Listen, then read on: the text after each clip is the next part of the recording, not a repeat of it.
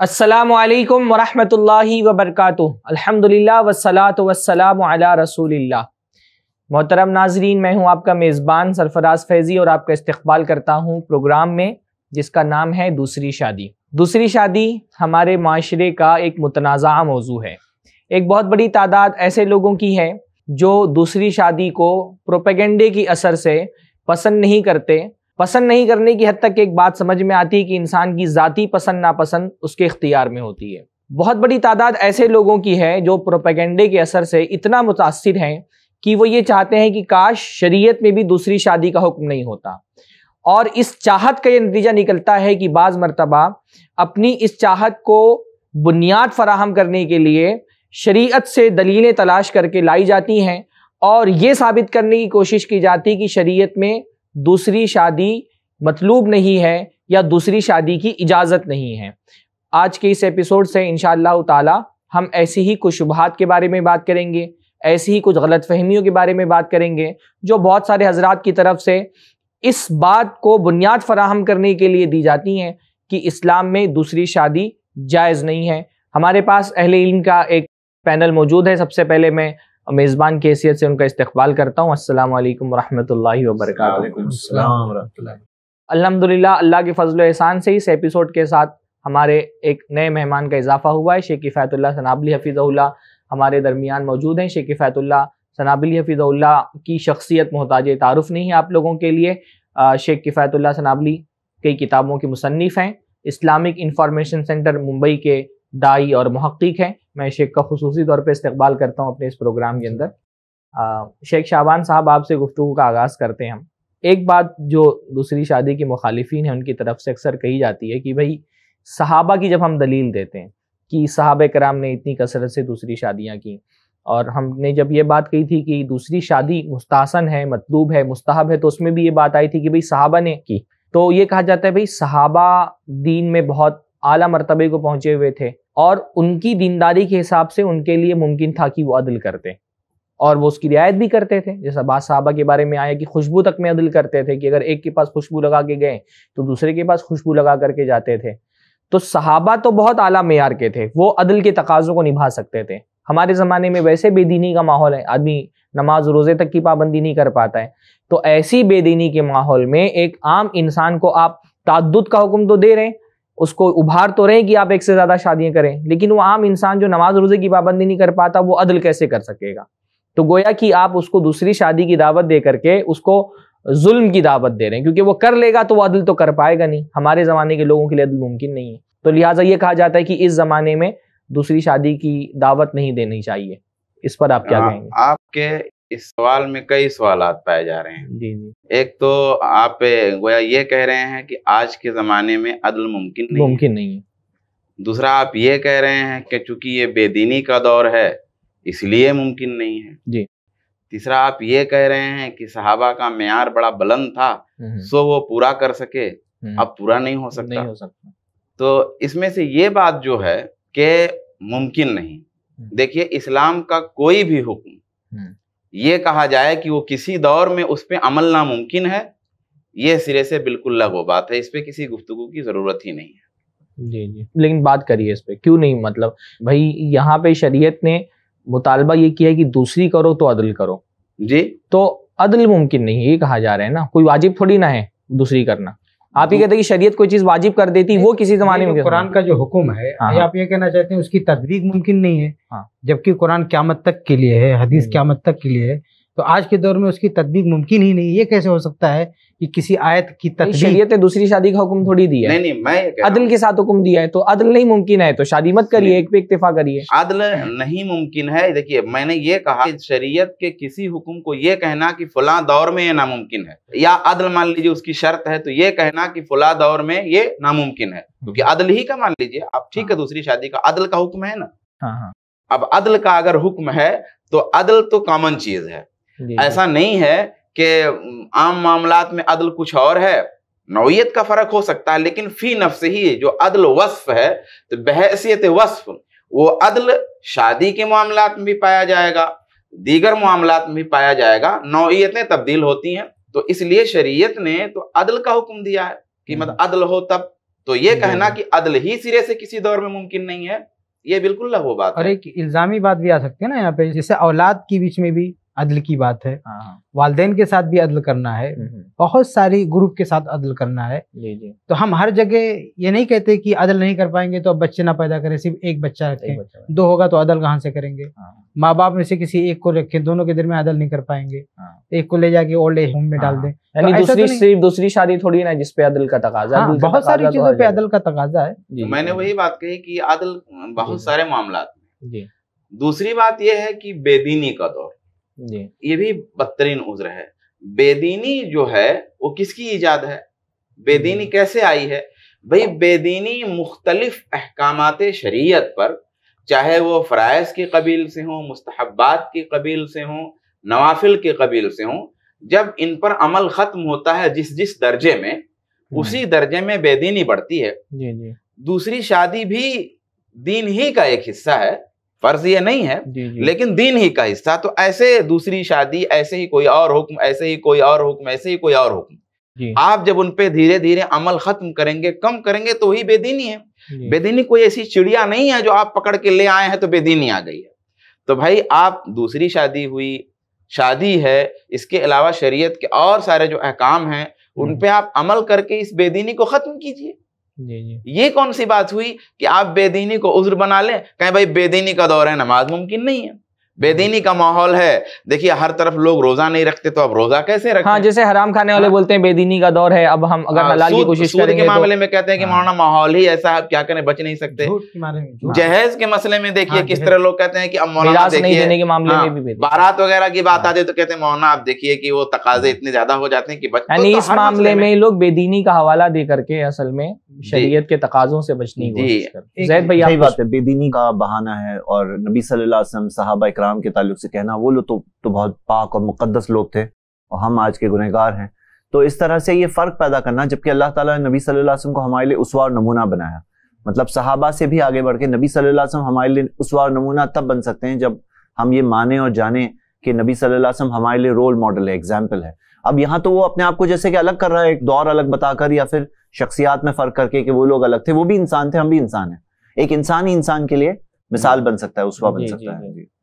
یعنی اللہ کے رسول کو اسوہ بنایا گیا تو خاص ماحول میں اسوہ نہیں بنایا گیا، قیامت تک کے لوگ، تو قیامت تک وہ اسوہ جو ہے وہ قابل عمل ہوگا۔ اس بات میں کوئی شک نہیں کہ وہ اللہ کے پسندیدہ بندے تھے، ان کا بہت اعلیٰ معیار تھا، لیکن آخر میں تو بات یہ ہے کہ ہم یہ بات نہیں کہہ سکتے ہیں، جیسے میں مثال دیتا ہوں کہ بعض مذہبوں میں یہ کہا جاتا ہے کہ جب وہ یہ مانتے ہیں کہ اوپر والا انسان بن کے آیا اور اس نے کام کیا، گاڈ انسان بن کے آیا، تو کہتے ہیں ارے وہ تو بھگوان تھے، ہم تو انسان ہیں۔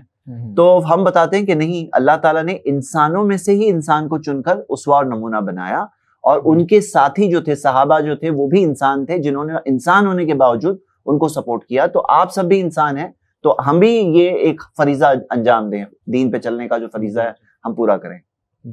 یہ اس کا اہم پوائنٹ تھا، آپ جو سوال ہے اس میں اصل مرکزی پوائنٹ یہ ہے کہ بھئی وہ بڑے بلند معیار کے تھے، ان کے ہیں عدل والی جو شرط ہے وہ عام معاملات میں پائی جاتی تھی اور اس معاملے میں پائی جاتی تھی۔ تو وہ جو ہے کہ صحابہ کے بارے میں جو یہ تصور کر کے بات کہنا کہ بھئی وہ ایسے تھے تو عدل کرتے تھے، ابھی ہم ایسے نہیں تو نہیں کر سکتے، اس کو اس طرح دیکھیے کہ صحابہ بہت نیک تھے، خواہشات پہ ان کو آج کے زمانے سے زیادہ کنٹرول تھا، اس کے ساتھ ساتھ ان کی عبادتیں لمبی، اس کے ساتھ ساتھ ان کے فرائض بڑے، ان کی مصروفیات بھی ہماری مصروفیات سے زیادہ تھیں، کیونکہ وہ دعوتی زندگی جو اس وقت اللہ کے رسول جو تحریک لے کے جو ہے اسلام کی دعوت لے کے اٹھے تھے، تو اسلام کی دعوت کی وجہ سے وہ دعوت اور جہاد اتنی زیادہ مصروفیت تھی کہ آپ کہیے مت۔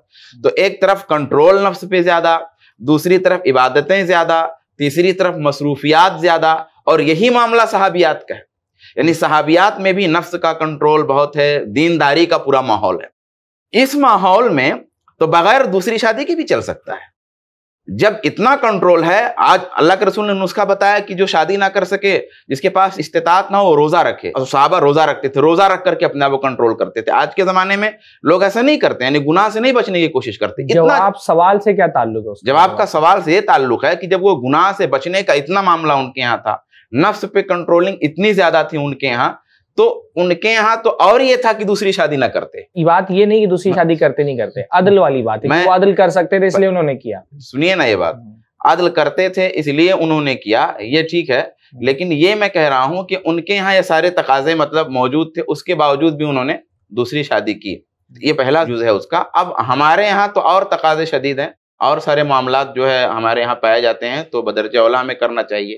اب دوسری بات اس میں عدل والی بات ہے. انہوں نے تو سنت پر عمل کرنے کے جذبے سے یہ کام کیا. عدل ایک شرط ہے, کرنے میں ایک شرط ہے کہ جب آپ کرنے جا رہے ہیں تو عدل اس میں شرط ہے, یہ بات ہے. ایسا نہیں ہے کہ آپ کی کرنے کی نیت ہی نہ ہو پھر آپ عدل کو بیچ میں لائیں. تو صحابہ کے ہاں عدل کی صفت پائی جاتی تھی. اب وہ عدل کی صفت بعد کے زمانے میں تو ویسی نہیں پائی جائے گی, یہ ٹھیک ہے, لیکن ایسا کہنا کہ عدل کی وہ صفت ہی مفقود ہے بعد کے زمانے میں بے دینی کی وجہ سے, بالکل غلط ہے. نماز کی صفات صحابہ کے یہاں پائی جاتی تھی, آج بھی نماز لوگ پڑھتے ہیں. روزہ صحابہ کے یہاں تھا, آج بھی لوگ پڑھتے ہیں. میں جو سمجھاؤں آپ سے کہ اگر کوئی آدمی نماز کو اس کو کہا جائے تو کہے کہ وہ صحابہ کرام بہت نیک تھے, ان کے لیے 5 وقت کی پابندی ممکن تھی, ہمارے لیے 5 وقت کی پابندی بالکل غلط ہو جائے گی, ہے نا.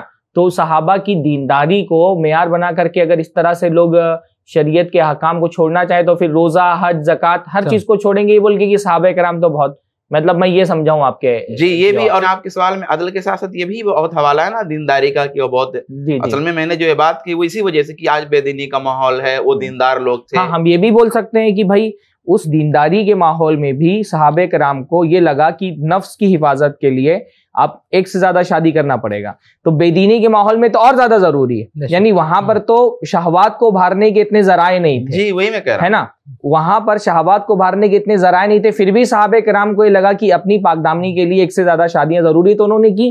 اور ہمارے معاشرے میں جب فحاشی ایک انڈسٹری بن چکی ہے, زنا کو پروموٹ کیا جا رہا ہے, اس کو ایک پروڈکٹ بنا کر کے بیچا جا رہا ہے, اس کے مواقع اتنے زیادہ ہیں, تو ہمارے زمانے کے بے دین آدمی کو تو اور زیادہ ضرورت ہے دوسری شادیوں کی. جی صحابہ کا تو ایسا ماحول نہیں ہوگا نا کہ گھر سے باہر نکل رہے تو آدھی کپڑے میں عورتیں دکھائی دے رہی ہیں. ان کے لیے نفس پر کنٹرول ماحول کے اعتبار سے زیادہ آسان تھا کہ اندر بھی تقویٰ تھا, باہر بھی حیا تھی. اور یہاں پر تو نہ اندر تقویٰ ہے نہ باہر حیا ہے. تو ایسے وقت میں اگر کوئی ایمان والا بندہ اپنی پاک دامنی کی حفاظت کرنا چاہے تو اس کے لیے تو زیادہ ضروری ہو جاتا ہے کہ وہ دوسری شادی کرے. یعنی ہم کاؤنٹر ان سے کہہ سکتے ہیں کہ بھائی اس زمانے کے اعتبار سے اس زمانے میں زیادہ ضروری ہے. جو یہ کہہ رہے ہیں کہ نہیں کرنا چاہیے تو اس سے دلیل ملتی کہ کرنا چاہیے. صحابہ کے عدل والی جو بات ہوتا پہلے آ چکی. جی کچھ باتیں اور میں نے مطلب ابھی آپ سے گفتگو ہوتے ہوئے ذہن میں آئی کہ ایک پوائنٹ تو یہ ذہن میں آتا ہے کہ عملاً ہم دیکھیں اگر معاشرے کے اندر, یہ تو ایک خیال ہو گیا کہ لوگ عدل نہیں کر سکتے, عملاً ہم دیکھتے ہیں کہ بہت سارے لوگوں نے ایک سے زیادہ شادیاں کی اور عدل کر رہے ہیں.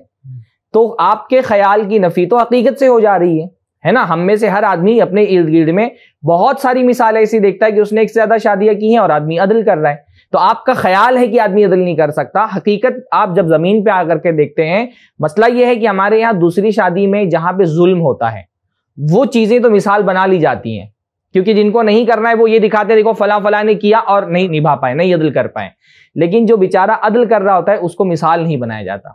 ورنہ آپ عملاً دیکھیں گے تو معاشرے کے اندر اس خیال کی نفی ریئلٹی میں ہو جاتی ہے, عملاً ہو جاتی ہے. دوسری بات ایک ذہن میں بھی گفتگو میں یہ سمجھ میں آئی کہ عدل ایک ایسا وصف ہے جو انسان کی فطرت میں رکھا گیا ہے. یہ بولنا کہ کوئی معاشرہ ایسا ہوگا یا کبھی زمانہ ایسا آئے گا کہ عدل ختم ہی ہو گیا معاشرے کے اندر سے, ایسا ممکن نہیں. یعنی یہ اتنا بڑا خیر ختم ہو جائے, صرف ظلم ہی ظلم ہو اور ایسے انسان ہو جن کے اندر عدل کی استطاعت نہ ہو, یہ اللہ تعالیٰ کی جو بنائی ہوئی فطرت اس کی خلاف. وہی بات آ چکی نا, یعنی اتنا کچھ خیر ہمارے معاشرے میں موجود ہے اور عدل مفقود ہو جائے, عدل مفقود ہو جائے گا تو دنیا ختم ہو جائے گی, ہے نا. کیونکہ عدل صرف دوسری شادی میں تو نہیں مطلوب ہے, عدل تو قدم قدم پہ موجود ہے. اگر عدل والے بندے پیدا ہونا بند ہو جائیں تب تو اشرار الناس ہو جائے. یہ صفت تو مسلمانوں کو چھوڑیے آپ, غیر مسلمین میں بھی پائی جا رہی ہے, آج بھی پائی جا رہی ہے. جی. اچھا, تیسری بات ایک ذہن میں یہ بھی آ رہی ہے کہ اگر آپ یہ کہتے ہیں کہ عدل نہیں ہو پا رہے, تو بھائی عدل نہیں ہو پا رہے تو آپ دوسری شادی پہ پابندی کیوں لگا رہے ہیں؟ آپ عدل کی تبلیغ کریے نا. آپ سرے سے پابندی لگا دے رہے ہیں کہ عدل نہیں ہو پا رہا اس لیے شادی مت کرو, تو آپ یہ بولو نا کہ شادی کرو اور عدل کرو, اس کی تبلیغ کرنی چاہیے, اس پر ذہن سازی کرنی چاہیے. نہ یہ کہ جو ایک شرعی حکم ہے, تقاضا ہے, ہمارے زمانے کی ضرورت ہے, اس کو آپ بین کر دیں صرف یہ عذر دے کر کی عدل نہیں ہو سکتا ہے. آپ عدل کی تبلیغ کرنا چاہیے آپ کو. اور ایک بات یہ بھی سمجھ میں آتی ہے اس گفتگو سے کہ نہیں ہونے کے جو مفاسد ہیں شادی نہیں ہونے کے, وہ شادی ہونے کے بعد اگر تھوڑا بہت عدل نہیں بھی ہو پا رہا ہے تو اس سے بہت بڑے. یعنی مان لیجیے کہ کوئی آدمی شادی کر کے بہت اچھے سے جو عدل کے تقاضے وہ نہیں بھی نبھا پا رہا, تو بھی وہ شادی نہ کرے کوئی مرد, اور وہ عورتیں بغیر شوہر کے رہ جائیں, بدکاری کریں, یا جو ہم نے دیکھا کہ دوسری شادی نہیں ہونے کی جو مفاسد پیدا ہوتے ہیں, جہیز کا مفسدہ ہے اور بھی بہت سارے نقصانات ہیں, وہ نقصانات اس عدل کے نہ ہونے سے بہت زیادہ بڑے. تو ہم کو یہ دیکھنا چاہیے کہ دوسری شادی نہیں کریں گے اس ڈر سے کہ عدل نہیں ہوگا, تو پھر اس کے ساتھ اور بڑی ناانصافی ہو جائے گی. یعنی کسی عورت کو اگر یہ آپشن رکھا جائے, یا تو تم کو ایسا شوہر ملے گا جو بہت اچھے سے تمہارے ساتھ انصاف نہیں کر پائے گا, کہیں کہیں کمی رہ جائے گی عدل میں اس کے, یا پھر تم کو شوہر ہی نہیں ملے گا. دو صورتیں نا, کہ یا تو شوہر ملے گا ہی نہیں, یا تو شوہر ایسا ملے گا جو ذرا سا تمہارے ساتھ انصاف نہیں کر پائے گا. تو کوئی بھی عورت کیا پسند کرے گی؟ میں یہ نہیں کہہ رہا ہوں کہ ظلم کو جواز فراہم کیا جائے, میں یہ کہہ رہا ہوں کہ آپ دوسری شادی پر پابندی کیوں لگا رہے ہیں کہ عدل نہیں ہوگا. لیکن اس سے بڑا نقصان کیا ہو جائے گا؟ پابندی لگانے سے اور بڑا نقصان ہوگا کہ وہ بیچاری کو شوہر ہی نہیں سرے سے مل رہا ہے. اچھا ایک چیز اور ہے, یہ جو حضرات کہتے ہیں نا کہ عدل ممکن نہیں ہے, ان کے ہاں جو عدل کا معیار ہے وہ شریعت کو مطلوب ہی نہیں ہے. مثال کے طور پر 4 شادی, یہ بھی بہت اہم بات ہے کہ ہمارے یہاں جب کہا جاتا ہے عدل ممکن نہیں ہے, تو عدل کا معنی ہی نہیں جانتے وہ لوگ جو کہتے ہیں عدل ممکن. میں مثال دیتا ہوں. مثال کے طور پر کسی کی 4 بیویاں ہیں, ایک بیوی سے 5 لڑکے ہیں, اور ایک بیوی سے کوئی لڑکا نہیں ہے. تو اب وہ جو خرچ کر رہا ہوتا ہے وہ بچوں کو دیکھ کے زیادہ کر رہا ہوتا ہے, تو بچوں کا خرچہ ہوتا ہے. لیکن یہ دوسری بیوی یہ مطالبہ کرتی ہے کہ اگر اس کو اتنا دے رہا تو ہم کو بھی اتنا چاہیے. یا کوئی بیمار ہو گئی, کوئی بات ہو گئی, جیسے ایک سوال آیا تھا اپنے سامنے ہی کہ ایک بیوی سے اس کی بچی بیمار تھی, تو عیادت کے لیے کبھی زیادہ جانا ہوتا تھا, اور اس کے پاس کچھ کم, تو وہ جھگڑا لے کے آفس میں پہنچ گئے. یہ سماج جو یہ کہتے ہیں کہ صحابہ ہی عدل کر سکتے ہیں, تو اصل میں عدل کا معنی نہیں سمجھتے. عدل کے معیار میں آپ کچھ بولنا چاہ رہے ہیں؟ میں یہ کہنا چاہ رہا تھا کہ انسان جو ہے نا ایک طرف کمزور ہوتا ہے, اور آج الحمدللہ ایک دور آیا ہے جہاں یہ ٹاپک پہ ہم بات تو کر رہے ہیں آج الحمدللہ, اور ایک بیداری بڑی ہے. تو مردوں سے میں چاہوں گا کہ ان کو یہ تھوڑی بھی گنجائش مل جائے نا کہ عدل اگر نہ ہو, اور کسی کو شوہر ہی نہیں مل رہا ہے اور تھوڑے ناانصافی کے ساتھ شوہر مل رہا ہے, تو تھوڑی سی گنجائش بھی دی جائے گی نا, تو انتہا تک لوگ پہنچ جاتے ہیں. نہیں, یہ ناظرین کو سمجھنا چاہیے گنجائش نہیں دی جا رہی ہے, ہم بس ایک احوان البلیتین والی بات کر رہے ہیں. وہ بات اپنی جگہ درست ہے, مفاسد کا موازنہ ہے, مفاسد کا موازنہ. گنجائش نہیں دی جا رہی ہے. جو یہ بات کہی ہے وہ بات عورتیں اپنے نقطہ نظر سے دیکھیں, یا جو لوگ اعتراض کرتے ہیں وہ اپنے نقطہ نظر سے دیکھیں, لیکن جو لوگ شادی کر رہے ہیں دوسری, وہ اس میں کچھ نہیں تلاش سکتے. ان کے لیے اس میں کچھ بھی نہیں, کچھ بھی نہیں ہے ان کے لیے. یہ بات تو عورتوں کے لیے ہے کہ بھئی اگر چلو بغیر شوہر ہونے سے بہتر ہے کہ شوہر ہو, چلیے تھوڑا سا 9-10, یہ عورتوں کے پوائنٹ یہ عدل نہیں. یا جو لوگ اعتراض کرتے ہیں ان کے لیے ہے کہ مطلب چلیے اس سے بڑا مفسدہ ہی ہے, لیکن جو شادی کر رہا ہے اسے تو پورے طور پہ یہی دیکھے گا. وہ بھائی عدل معاشرے کے اندر اگر دوسری کے ساتھ نہیں تو پہلی کے ساتھ کون سا ہے؟ اپنے معاشرے میں ممبئی میں دیکھتا ہوں, محتاط اندازے کے مطابق میں بول رہا ہوں کہ 30 سے 50% عورتیں ورکنگ یعنی کام کرتی ہیں اور اپنے گھر کا خرچہ سنبھال رہی ہیں, آدمی نہ کر رہے ہیں.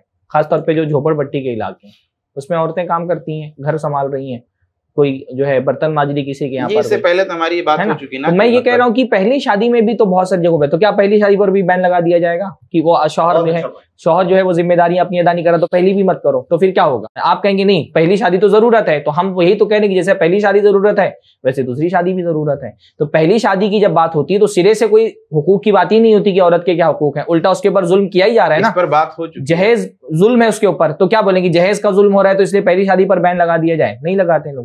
تو جب پہلی شادی پر ظلم کا حوالہ دے کر کے یا عدل نہ ہو سکنے کا حوالہ دے کر کے آپ پابندی کی بات نہیں کرتے, آپ کیا کہتے ہیں؟ جو ظلم ہو رہا ہے وہ ختم کرو. تو جب پہلی شادی میں آپ یہ کہہ رہے ہیں ظلم ختم کرو, تو وہی بات دوسری شادی میں بھی بولیے کہ ظلم ختم کرو. اس کا مطلب دوسری شادی ختم کر دو, دوسری شادی پہ پابندی لگا دو. نقطہ ہے, اس سے پہلے بھی میں اس کو بول چکا ہوں جب آپ نے اس سے پہلے یہ بات چھیڑی تھی. دیکھیے کہ پہلی شادی میں کیوں نہیں اس کو بہت زیادہ اٹھایا جاتا, دوسری ہی میں کیوں اٹھایا جاتا ہے سوال. یہ پہلو تو بالکل ٹھیک ہے آپ کا جو آپ کہہ رہے ہیں, لیکن دوسرا پہلو جو ہے اس میں وہ یہ غلط طریقے سے کیوں اٹھایا جاتا ہے. صحیح طریقے سے کوئی اٹھائے تو مسئلہ ہی نہیں ہے, اور سوال عدل کا اٹھانے پر مسئلہ نہیں ہے, سوال ان لوگوں سے ہے, یعنی یہاں گفتگو کے مخاطب وہ لوگ ہیں جو پابندی لگانے کی بات کرتے ہیں. کیونکہ عدل نہیں ہو رہا تو ہم کو پابندی لگا دینی, کرنا ہی نہیں چاہیے کیونکہ عدل نہیں ہو رہا ہے. یہ اصل وہ لوگ مخاطب ہیں. باقی ہم تو یہ بولیں گے کہ بھائی وہاں پہ زیادہ عدل کی ضرورت ہوتی ہے, زیادہ اپنی جگہ پہ درست ہی ہے. صحابہ کے حوالے سے ایک بات یہ کہی جاتی ہے کہ صحابہ نے شادی اس لیے کر لی کیونکہ ان کے زمانے میں مصروفیات کم تھیں, اس طرح سے زندگی کا معاملہ نہیں تھا, کوئی 8 to 9 جاب نہیں تھی، یا آدمی کا جو لائف سٹینڈرڈ تھا وہ ذرا سا کم تھا، کم تر پہ زندگی بسر کر لیتے تھے، تو صحابہ نے اس لیے زیادہ کر دی کہ وہ فری تھے. ہمارے زمانے کا مرد فری نہیں ہے، اس پہ بہت زیادہ معاشی بوجھ بھی ہے، اور اس معاشی بوجھ کی وجہ سے اس کے پاس وقت کی قلت ہے. عام طور پہ ایک بیویاں جو شکایت کرتی ہیں کہ ہم کو تو ہمارا وقت نہیں مل پا رہا جس سے ہم سیٹسفائی ہو سکیں. تو ایسے وقت میں جب ایک بیوی کو بھی آدمی زندگی کی مصروفیات میں وقت نہیں دے پا رہا، وہاں آپ یہ بول رہے ہیں کہ آدمی ایک اور شادی کر لے اور صحابہ کا حوالہ دے رہے ہیں، تو یہ ریلیٹ نہیں کرتا ہے. صحابہ کا معاملہ، ان کی زندگی الگ تھی، ہماری زندگی الگ ہے. ہماری زندگی پر صحابہ کی زندگی کے اصولوں کو اپلائی نہیں کیا جا سکتا. ذہن میں یہ لوگوں ٹھیک ہے. دیکھیں اس میں تو سب سے پہلی بات تو یہ کہ وہ ہمارے لیے اسوہ ہے. ایک فالوورز کیسے ہونے چاہیے، تو صحابہ بھی ہمارے لیے ایک طرح سے اسوہ ہے. دوسری بات تو اس میں یہ ہے کہ ان کی بہت ساری ذمہ داریاں تھیں، بہت سارے کام تھے. انہوں نے دینی علم حاصل کیا، انہوں نے بڑی عمر میں قرآن یاد کیا، حدیثیں یاد کی، علم سیکھا سکھایا، دین پہ عمل کیا، دین کا پیغام دور تک پہنچایا، دین کی بڑی بڑی خدمات کی. جو یعنی یہ کہنا کہ مصروفیت نہیں ہوتی تھی، بہت ساری ذمہ داریاں تھیں. خود مصروفیات تھی. جہاد میں کتنا سارا وقت جاتا تھا ان کا نا، دعوت میں کتنا سارا وقت جاتا تھا، تعلیم میں بھی وقت جاتا تھا. یہ بھی تو ہے نا زید بھائی کی، مطلب وہ عبادتیں کتنی لمبی کرتے تھے، کتنی لمبی کرتے تھے. اللہ کے رسول کے بارے میں بھی وہ راتوں کو آباد رکھتے تھے، تو کتنی لمبی ان کی عبادت ہوتی تھی. جہاد اللہ دعوت، وہ ساری مصروفیات. مزید یہ کہ جو جدید وسائل آئے ہیں ٹریولنگ کے اور سب چیزیں، تو اس سے آسان ہو گئی زندگی، وقت اور بچا ہے. البتہ اس زمانے میں نکلتے تھے تو یہ پوائنٹ بھی. لیکن آج جو ہے نا ٹائم ویسٹرز ہوتے ہیں بہت سارے. سوشل میڈیا ہے اور انٹرٹینمنٹ ہے، ٹیلی ویژن ہے. اب ظاہر سی بات ہے، جب یہ بہت اہم بات ہے کہ آپ بولتے ہیں کہ ٹائم نہیں ہے. پوری انٹرٹینمنٹ کی انڈسٹری جو اسی لیے چل رہی ہے ٹائم پاس کر رہا ہے. لوگ 3-4 گھنٹے ڈیلی کا ٹائم اسی چیز میں گزارتے ہیں. یہاں پہ ظاہر سی بات ہے کہ جب اپنی زندگی میں آدمی کوئی حلال چیز لا رہا ہے جس سے اس کے لیے سکون کا ذریعہ ہے، تو حرام کو کٹ بھی تو کرے، اور ایسے بھی کٹ کرنا چاہیے. تو ابھی تو اور زیادہ اس کے لیے آسان ہو رہا ہے کٹ کرنا. اس کو چوز کرنا پڑے گا کہ بھائی اگر زندگی میں اس کو وہاں ٹائم دینا ہے تو پھر یہ چیز کے لیے کہاں سے ٹائم لائے گا. ویسے ایک پوائنٹ یہ صحیح ہے اس پہلو سے کہ اگر واقعی کسی کے پاس، بہت سارے لوگوں کے ساتھ یہ معاملات واقعی ہیں کہ وہ مطلب سب ضروری چیزوں میں مشغول رہتے ہیں اور پھر بھی وقت نہیں ملتا، تو اگر واقعی ایسا ہے کہ وہ نہیں وقت دے پا رہا ہے تو پھر نہیں. لیکن ایک پہلو اور بھی ہے، نہیں وقت دے پا رہا تو ایک بھی نہ کرے. ایسے بھی کچھ لوگ گزرے ہیں جنہوں نے ایک بھی نہیں کیا اور کہا کہ ہمارے پاس وقت. تو آپ یہ بھی ترغیب دیجیے کہ آپ ایک بھی مت کیجیے. بات یہ ہے کہ اس کے لیے جائز ہے. نہیں، وہ ایک کسی فرد کا مسئلہ ہوگا. یہ جو اعتراض کرتے ہیں وہ یہ نہیں کہتے کہ کچھ لوگ ایسے ہیں، وہ کہتے ہیں سب لوگ ایسے. سب لوگ ایسے نہیں ہیں. ٹھیک ہے، کوئی ایک آدمی کو تو اس کو ایک بھی نہیں کر سکتا ہے، وہ ایسے ہوں گے لوگ جن کے لیے. اور حقیقت میں نا ہمارا تو یہ ماننا ہے کہ ایک چیز ہے وقت میں برکت، اور جب آدمی نیک کاموں میں آگے بڑھتا ہے نا تو اس کے وقت میں برکت بڑھتی ہے. مطلب وہ اس کے اندر ہیپینس، وقت کے اندر خوشی، وقت کے اندر اچیومنٹس بڑھتے ہیں الحمدللہ. ہاں، ایک اور بات اس میں یہ ہے کہ عورتیں جو شکایت کرتی ہیں کہ ہمارے شوہر کے پاس وقت نہیں ہے، تو حقیقت میں ایک اور اینگل یہ ہے نا کہ عورتوں کے لیے ایک طرح سے یہ بات اچھی بھی ہوتی ہے کہیں کہ ان کو کچھ فری ٹائم ملتا ہے، مطلب ان کو کچھ ایک سپیس ملتی ہے، اور وہ ان کے ایموشنل سیٹلمنٹ کے لیے بھی کئی بار اچھا ہوتا ہے. کئی بار وہ فرسٹ میرج کے اور ہیلدی میرج بننے میں بھی وہ ذریعہ بنتا ہے. بہت اہم بات ہے یہ بات تو اللہ کے رسول کی بیویوں کے بارے میں. آپ بولیے. یہ جو عام طور سے خواتین کی طرف سے شکایت ہوتی ہے کہ شوہر کے پاس وقت نہیں ہوتا، اس کی وجہ اس کے ناجائز مطالبات ہوتے ہیں، شوق ہوتے ہیں. کبھی کبھی شوہر اس کی تکمیل کے لیے باہر رہتا ہے، وہی عورت کہتی ہے وقت ہم کو نہیں دیتا ہے. حالانکہ اگر تمہارے مطالبات کم کر دو تو مطالبات کم کر دو بیٹھا رہے گا. ابھی لاک ڈاؤن کے اندر 3 سال اس سے سعودی میں کام کرا رہی ہے، کیوں ہے تمہارے پاس وقت کیوں نہیں دے پا رہا؟ کیونکہ لاک ڈاؤن کے اندر جب لوگ اتنا زیادہ گھر پر تھے تو اس کے اندر شادیوں میں جھگڑے کیوں بڑھ گئے، اس میں طلاق وغیرہ کیوں بڑھ گئے؟ تو وقت تو زیادہ دینے سے خوشی تو بڑھنی چاہیے تھی نا. اصل چیز یہ بھی کہ وقت دینے کا سلیقہ ہونا چاہیے. بعض مرتبہ آپ زیادہ نہیں، تھوڑا سا 2 گھنٹہ ہی وقت دیں، لیکن کوالٹی ٹائم دیتے ہیں نا، وہ زیادہ سیٹسفائنگ ہوتا ہے. اس کی بنسبت کہ آپ پورا دن رہ رہے ہیں لیکن آپ کو وہ کوالٹی ٹائم نہیں دے رہے ہیں، توجہ نہیں ہے. وہ ایک یہ جو زیادہ کام والی بات ہے نا، اس میں ایک نفسیات مجھے یہ سمجھ میں آتی ہے کہ جس کا زیادہ کام اس کی بیویاں بھی زیادہ ہونی چاہیے. یعنی بیویاں سکون کا ذریعہ ہے نا، تو جب آدمی کے گھر سے باہر اس کے اوپر بوجھ زیادہ ہوتا ہے تو گھر میں اس کو اطمینان زیادہ چاہیے ہوتا ہے، کیونکہ گھر میں جو اطمینان ملتا ہے وہ اس کے اندر ایبلٹی پیدا کرتا ہے باہر کا بوجھ اٹھانے کی. اس لیے اب دیکھیے اللہ کے نبی صلی اللہ علیہ وسلم کے جتنا زیادہ کام تھا اتنے زیادہ بیویاں تھیں.